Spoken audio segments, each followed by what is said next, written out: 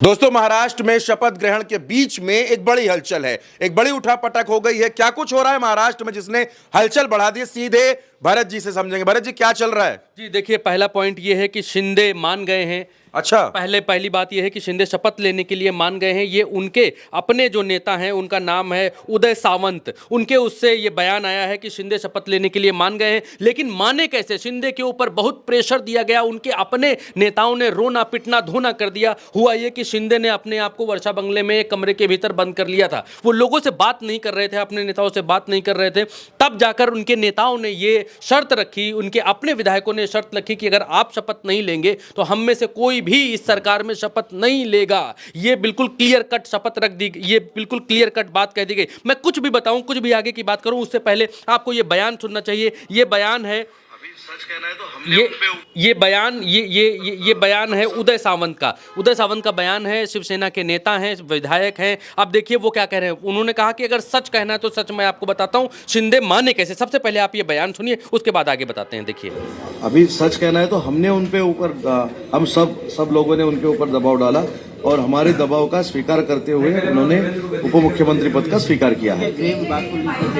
दबाव की बात कर रहे हैं। सच कहना है। उन्होंने कहा कि अगर सच कहना है तो हम सच बताते हैं। सच ये है कि हम सब ने मिलकर उनके ऊपर दबाव डाला, तब उन्होंने ये स्वीकार किया है। मसला ये है कि शिंदे इस सरकार का हिस्सा नहीं बनना चाहते थे, क्योंकि वो फडणवीस के नीचे काम नहीं करना चाहते थे। इट्स क्लियर था, ये बिल्कुल क्लियर था। लेकिन उनके अपने नेताओं ने दबाव बनाया। दबाव ऐसे बनाया कि वर्षा बंगले में उनके कमरे के बाहर रोना पिटना धोना तक मच गया। जो सूत्र बताते हैं, सूत्र कहते हैं कि विधायक रोए हैं जाकर शिवसेना के कि आप अगर नहीं आएंगे तो हम लोग भी नहीं जाएंगे। शिंदे ने उनसे कहा कि ये फडणवीस के नीचे काम करने में मैसेज गलत जाएगा। ये मैसेज गलत जाएगा कि गृह मंत्रालय नहीं मिल रहा है और फिर भी हम शिंदे जो है डिप्टी सीएम पद की शपथ ले रहे हैं, तो ये मैसेज गलत जाएगा। लेकिन उनके अपने विधायकों ने, और विधायकों का भी कहना सही है कि अगर हम जीते हैं तो सत्ता में तो रहना चाहिए, किसी भी तरीके से रहना चाहिए। लेकिन शिंदे को ये अपना अपमान लग रहा था और शिंदे के सामने उनके विधायक रोए हैं, हाथ जोड़े हैं। उसके बाद वो माने हैं, तैयार हुए हैं। बयान एक बार और सुना देते हैं।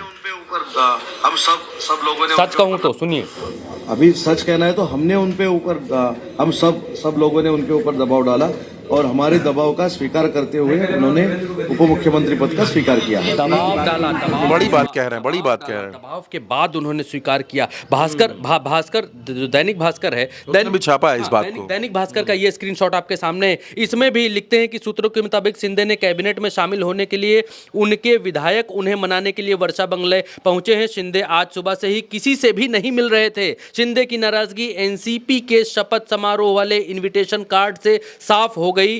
कार्ड पर फडणवीस और अजीत पवार का नाम है, लेकिन शिंदे का नाम नहीं है। ये तो अपमान है भरत जी, अपमान है। और ज्यादा नाराज हो गए। अब ये है कि इनके जो नेता हैं संजय सिरसाट, उन्होंने ये कहा था कि अगर आप शपथ नहीं लेंगे तो कोई भी शपथ नहीं लेगा। और अपने विधायकों के दबाव में, अपने लोगों के दबाव में, अपने लोगों के मनाने से, अपने लोगों में ने जो उनके लोगों ने भावनात्मक संदेश दिया और रोना धोना जो हुआ, उसके बाद जाकर इमोशनली कुछ मिनट पहले, शपथ से कुछ मिनट पहले शिंदे माने हैं। और जब ऐसी स्थिति और परिस्थिति में शपथ हो रही है, इसका दूसरा पहलू यह है कि जब ऐसी स्थिति परिस्थिति में इतने दबाव में शिंदे शपथ लेने के लिए तैयार हुए हैं, तब क्या वो 5 साल तक इस सरकार के साथ टिक पाएंगे? इस अपमान के घूंट के साथ क्या वो फडणवीस के नीचे काम कर पाएंगे? इस अपमान के घूंट के साथ क्या वो उस तरीके से काम कर पाएंगे जिस तरीके से पहले काम करते आए हैं? वो अब इतिहास लिखा जाएगा 5:30 बजे। अगर शिंदे शपथ लेते हैं तो ये इतिहास भारतवर्ष के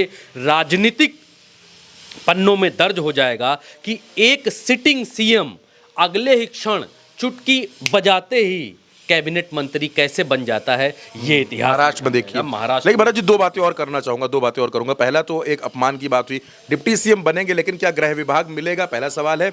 और दूसरा ये, क्या शिंदे की पार्टी में टूट का खतरा भी आ रहा था? इस वजह से भी शिंदे को अपने विधायकों की बात माननी पड़ गई। ये बड़ा खतरा था, क्योंकि 13 से 14 ऐसे विधायक थे जो भारतीय जनता पार्टी से ही निकलकर शिवसेना में गए थे और शिवसेना से उन लोगों ने चुनाव लड़ा था, विधायक बने हैं। तो इस स्थिति में शिंदे ये शिंदे को ये स्थिति भी क्लियर की गई कि अगर पार्टी सत्ता में नहीं रहेगी, ये बहुत बहुत बहुत ईमानदारी से मैं ये बात कहना चाहता हूँ, कोई भी पार्टी जो भी चुनाव लड़ रही है, जो भी राजनीतिक दल है, वो सत्ता में आने के लिए ही चुनाव लड़ता है और राजनीति करने के लिए ही राजनीति में आता है। और राजनीति करने के लिए अगर साथ में सत्ता नहीं है तो फिर वो समाज की भलाई नहीं कर सकता, समाज के काम नहीं कर सकता। तो अगर पार्टी जीती है तो फिर सत्ता में आना आवश्यक है। जिसके पास सत्ता नहीं है, आप उदाहरण देख लीजिए, कांग्रेस के पास इतने लंबे वक्त से सत्ता नहीं है, लगभग 10 साल हो गए, उसके नेता कितना टूटते फूटते हैं, इधर जाते हैं उधर जाते हैं। एनसीपी के साथ सत्ता नहीं, उनकी पार्टी टूट गई, और उद्धव के पास सत्ता नहीं है, उनकी पार्टी टूट गई। उत्तर प्रदेश में समाजवादी पार्टी के पास सत्ता नहीं है, उनके कितने विधायक, सिटिंग विधायक